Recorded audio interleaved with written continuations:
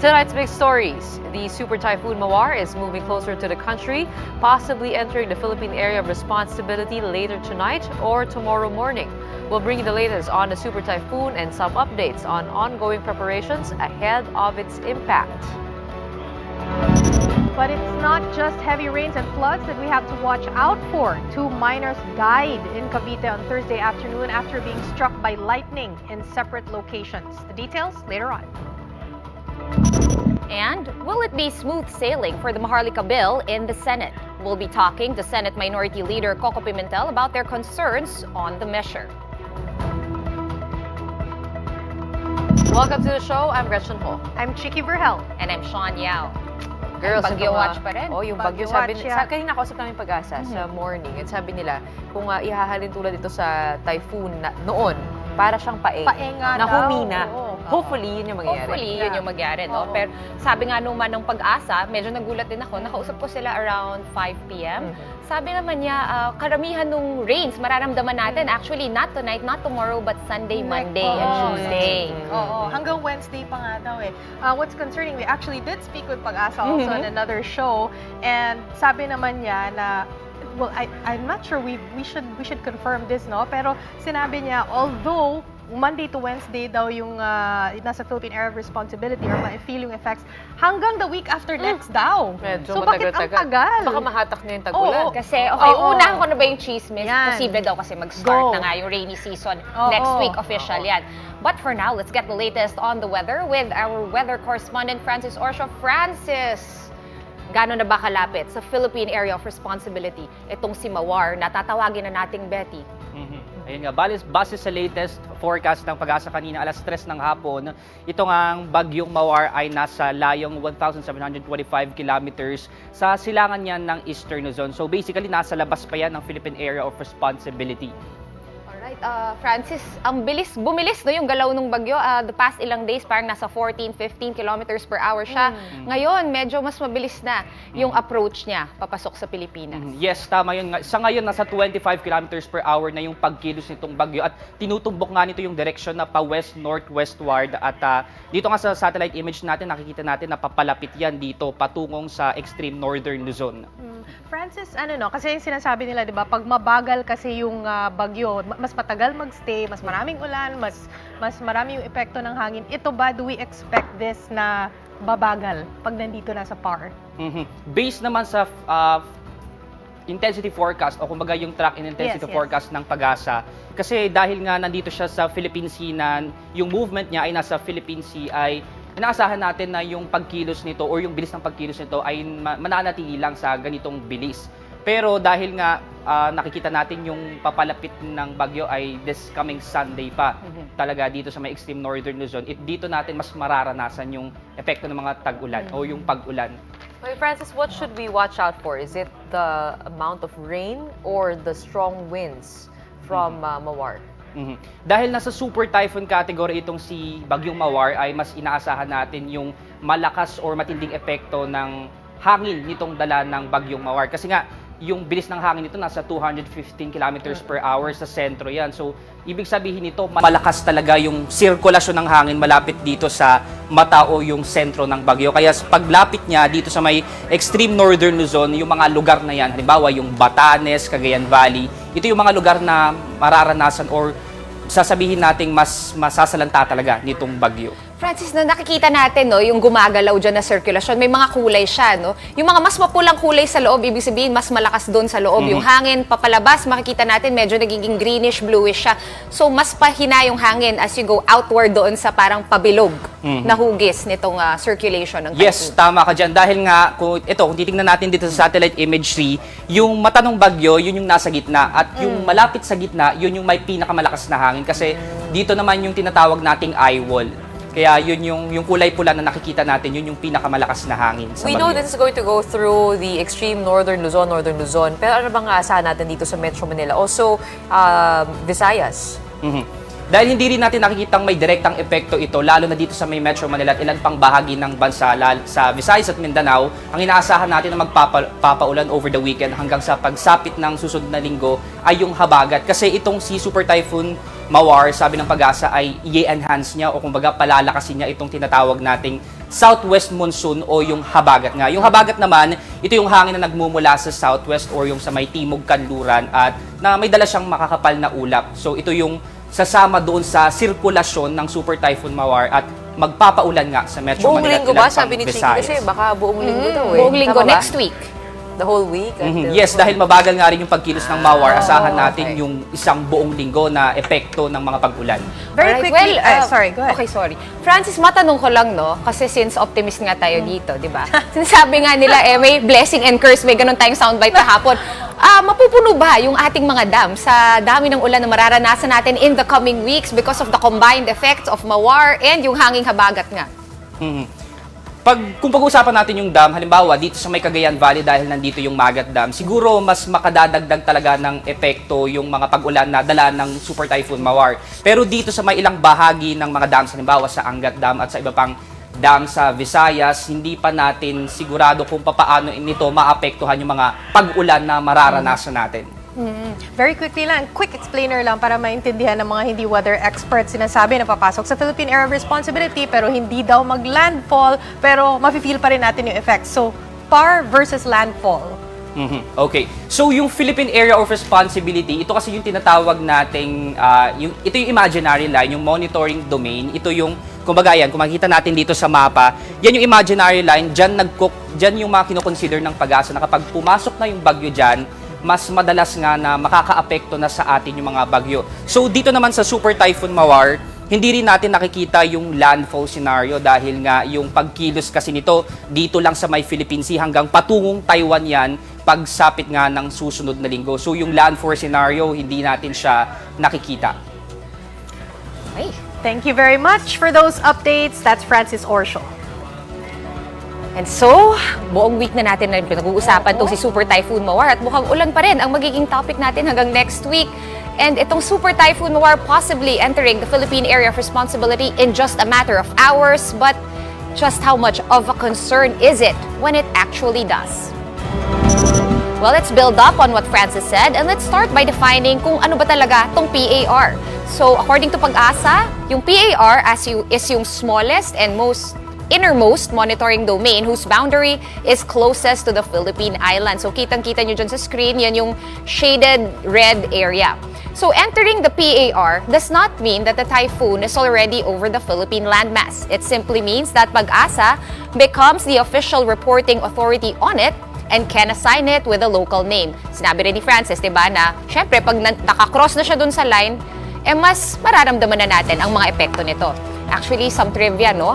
Some islands of Tawi-Tawi are actually outside the PAR, while most of Taiwan, the main island of Palau, parts of Sabah and Okinawa are actually inside the Philippine Area of Responsibility. Diba? Tropical cyclones inside the PAR also warrant the issuance of severe weather bulletins, which are Pag-asa's highest level of warning information issued when there are tropical cyclones. What that means is that there's no need to panic once Super Typhoon Mawar has crossed into the reporting area, but it does mean that we have to be prepared and that we have to continuously monitor warnings issued by the State Weather Bureau. Well, we've been talking about the typhoon. I'm just curious, ano mga preparations na ginawa niyo so far? Meron na ba? Well, ako, pina-check ko yung... Hinanda ko na yung birth certificate at yung passport ko. Ay, diligent. Ikaw naman. Genset ang hinanda niya. Hindi ako naghanda yung building namin sa Ikaw. Ako naman, naghanda ako para sa trabaho kasi makapumasok tayo.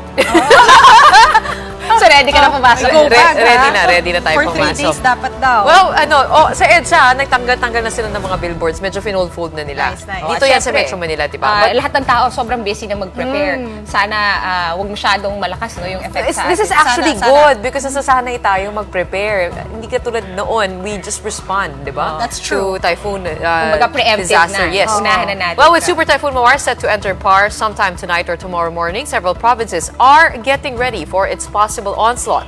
Some farmers in Isabela had to harvest their crops early rather than risk being destroyed by the typhoon.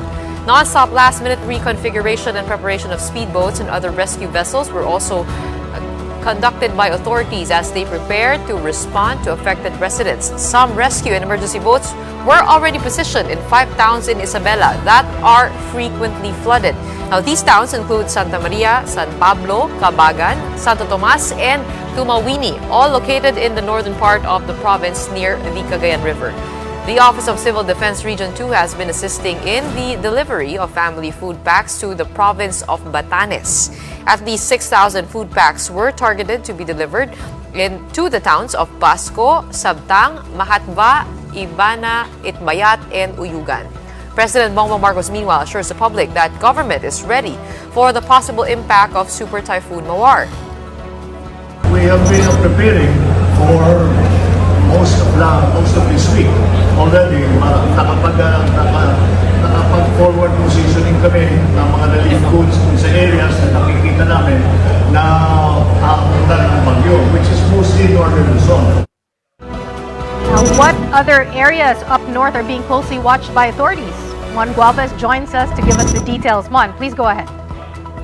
Chiki, local authorities are also monitoring areas near the Cagayan River which will also be affected if Super Typhoon Mawar will dump more rains in the area. Officials are also hoping to avoid a repeat of the severe damage caused by Typhoon Lawin in 2015 and Typhoon Ulysses in 2020, in which it resulted in what they call a mega flood in the province. But since there are no signs of heavy rains or strong winds brought by Mawar yet, authorities have yet to implement preemptive evacuation at the moment. And since this morning, the weather has been fair both in the provinces of Isabela and Cagayan. Chiki. Thank you for the information, Mon Gualvez. Aside from heavy rain, girls, and strong winds, there's also lightning to watch out for. 2 residents were killed in separate incidents of lightning strike in General Trias over in Cavite. One of the victims was a construction worker who was on duty in Barangay San Francisco when the lightning struck. The other victim is a 10-year-old boy who was just playing in an open space in Barangay Pasong, Camachile. Responders said the boy and his friends took shelter under a tree when it started to rain, and that's when the lightning struck. Authorities said the others sustained minor injuries from the incident. Dahil din po sa climate change, kaya siguro tayo po bilang mga ay maging mapag-ingat, at the same time try to save na rin natin yung ating kapaligiran. Malaki na po yung pagbabago nangyayari ngayon sa ating kapaligiran. What are the odds, Alam diba? ko kasi May accident? pagka may lightning, dapat sa kotse ka, di ba? Dapat Huwag sa puno, alam na natin. Oo, wag sa puno, no? So, and also kung may kasama kayo, let's say tatlo tayo magkakasama, maghiwalay-hiwalayan tayo. So, pag may isa sa ating madali, mas makakatulong yung iba. di ba? Correct. Pero medyo Tsaka yung nakakapanik. parang may nagsasaranggola di ba? Yung isa pang bata, Also sa Cavite was rin, killed. yes. So, mag-ingat po tayo. Kung meron po kayong lakad sa weekend, yun pala yung paghahanda na ginawa ko. Oh. Kinancel ko lahat ng lakad ko, Ayun. di ba? Stay at home. Magtatrabaho ka na lang. Be safe. Sentido. Oo, rarakit. Up next, a former BSP governor and an opposition senator are reiterating their concerns over the Maharlika Investment Fund bill after it has been certified as urgent by President Marcos. We'll talk more about this with Senate Minority Leader Coco Pimentel when the big story returns. Keep it here on One News.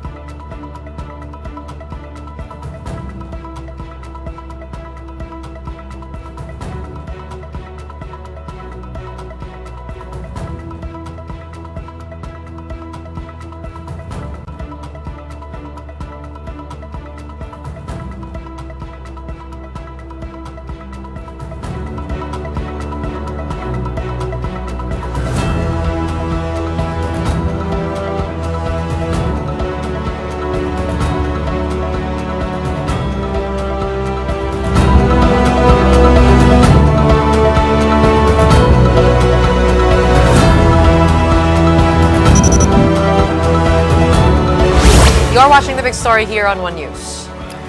Girls, the Senate is getting ready. We actually talked about this yesterday. Getting ready to work on the passage of the Maharlika Investment Fund, or MIF, no? However, there are some that still believe it's not the right time to be pushing for such a measure.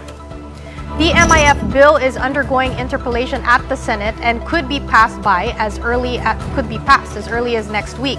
But a former central banker is raising concerns over the use of dividends from state banks and government-controlled corporations. Former BSP Deputy Governor Diwa Gunigundo said, "We simply don't have enough excess funds and state assets to fund this measure."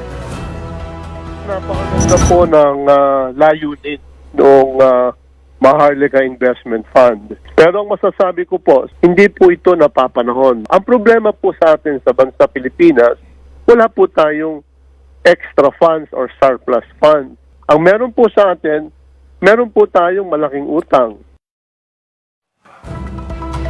Minority Senator Risa Ontiveros shares the same sentiment. She says proponents are now looking at the Land Bank and the Development Bank of the Philippines for funding, which could affect farmers and small businesses that rely on these lenders. To talk to us more about their apprehensions with regard to this MIF bill, we have with us on the line Senate Minority Leader Coco Pimentel. Senator Pimentel, thank you for joining us tonight. Now, you mentioned earlier that the minority will say no, but as we know, there's only two of you in the minority. And at this point, it is looking like the MIF is a done deal. So which specific provisions are you pushing for or pushing to get out of it or to amend? No. The measure cannot be safe. I measure number one, this. Sorry, It is Senator, not- you're a little bit choppy. Can you hear us okay? Yeah, I can hear you. Maybe it's my... You sound fine now. Okay na?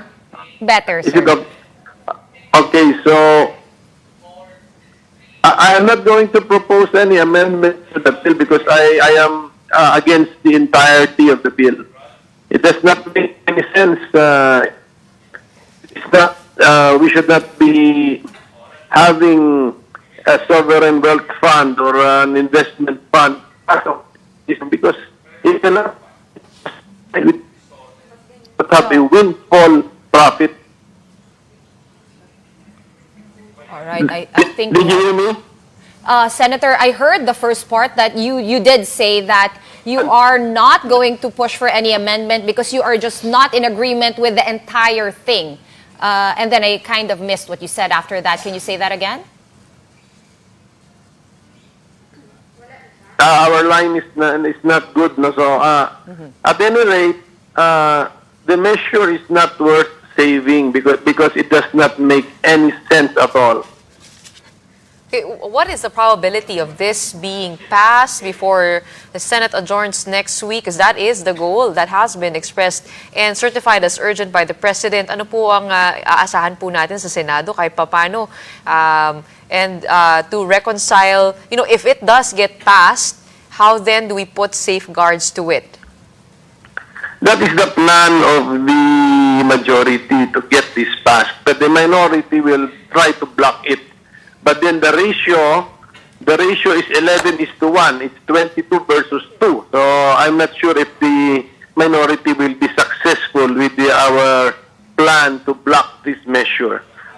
But at any rate, personally, I will not be a party to this measure because I can foresee in the future what it will bring the country and our people. Number one, utang, karagdagang utang. Number two, katakot-takot na mga kaso yan ng mga katiwalian. All right, thank you so much for taking our call. Senate Minority Leader Coco Pimentel. Let's circle back to the weather and check in on how things are going up north. We have Elaine Fulgencio reporting to us from Baguio City. Sean, Hi, we're getting Elaine. light to moderate rain here in Baguio City, actually even in other parts of Cordillera. As early as now, authorities and the local government are preparing in case things get worse in the coming days. Authorities have conducted pre-disaster risk assessments for flood and landslides. Emergency response teams have been put on standby and will be deployed across the region. Search and rescue equipment have also been prepositioned. These include oxygen tanks, generator sets, and ventilation equipment. The Social Welfare Department office in Cordillera has also prepositioned more than 40,000 family food packs and 27,000 non-food items. Sean, for now, motorists traveling to and from Baguio City are advised to take the Marcos Highway and Naguilian Road. Thanks for that update. Elaine Fulgencio reporting to us from Baguio City. Other preparations we have to be looking at, of course, securing electricity and water. Meralco has begun pruning branches of trees that are near their power lines to prevent disruptions in the electricity supply when the typhoon arrives. Meanwhile, PLDT and SMART are also monitoring the potential impact on standby to respond.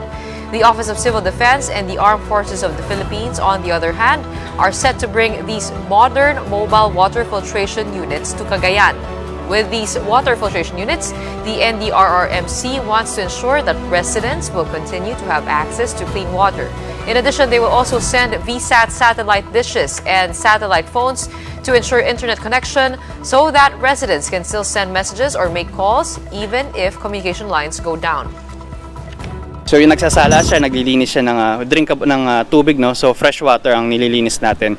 Then ito is pwede siyang mag-filter ng around 20,000 liters per day. So that is 20,000 liters usable water. Mamaya dito natin nilugar pero sa iba pala dadaan. So ang ginawa natin, lahat talaga is nilagyan natin. Lahat ng areas na pwedeng paglagyan is nag-preposition tayo para sure na lahat ay mabibigyan. All right, let's get more updates on the preparations for Super Typhoon Mawar. We have with us Gerard de la Peña for the details. Hi, Gerard.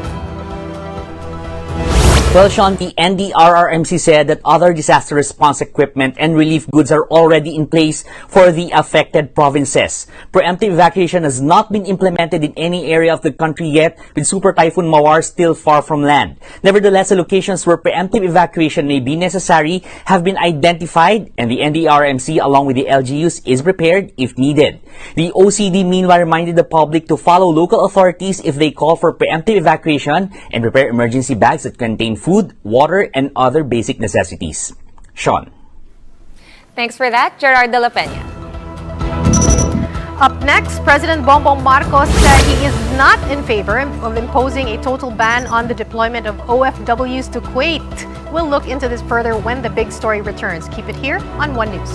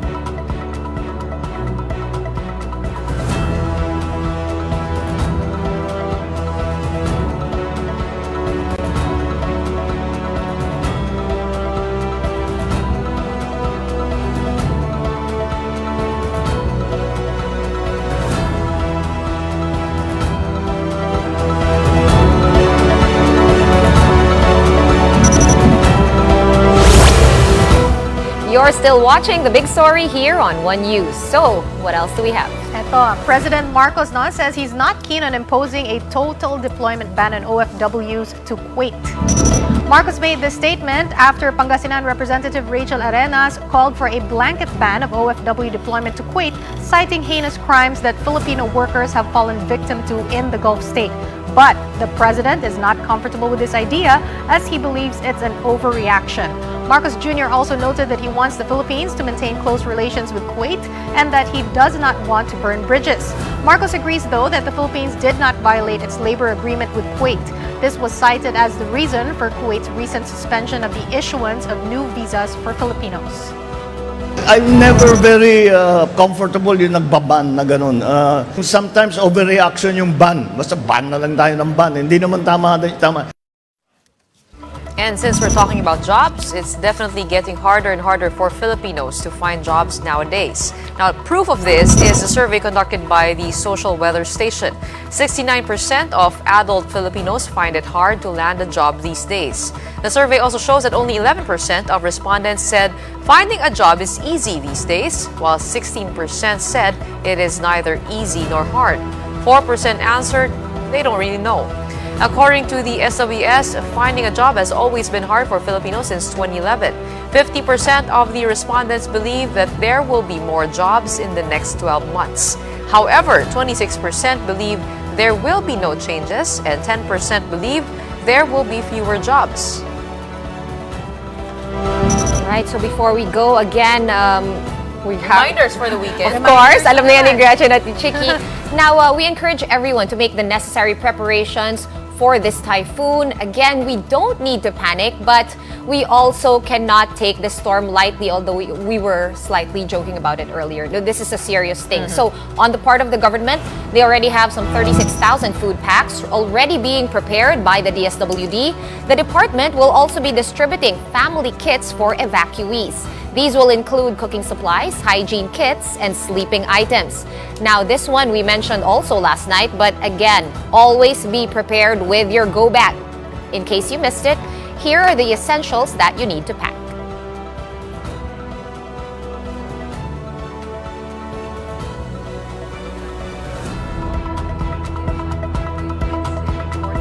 It's like your birth certificate And power bank. or power bank.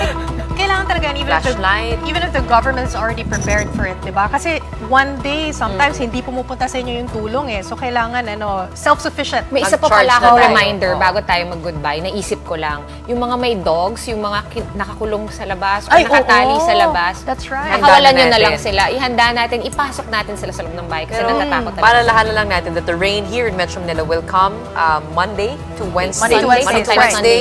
Oo, pero sa Sunday expected. Magsisimula na. Yeah. So abangan po natin 'yan. Wag natin na i-underestimate kahit wala pa yung ulan sa ngayon dito sa Metro Manila. And of course, stay tuned to the news. Yes, over here the on weekend. One News Right for here. updates. And that's it for the show tonight. We are One News, all sides, all the time. Have a good weekend. Thank you and good night.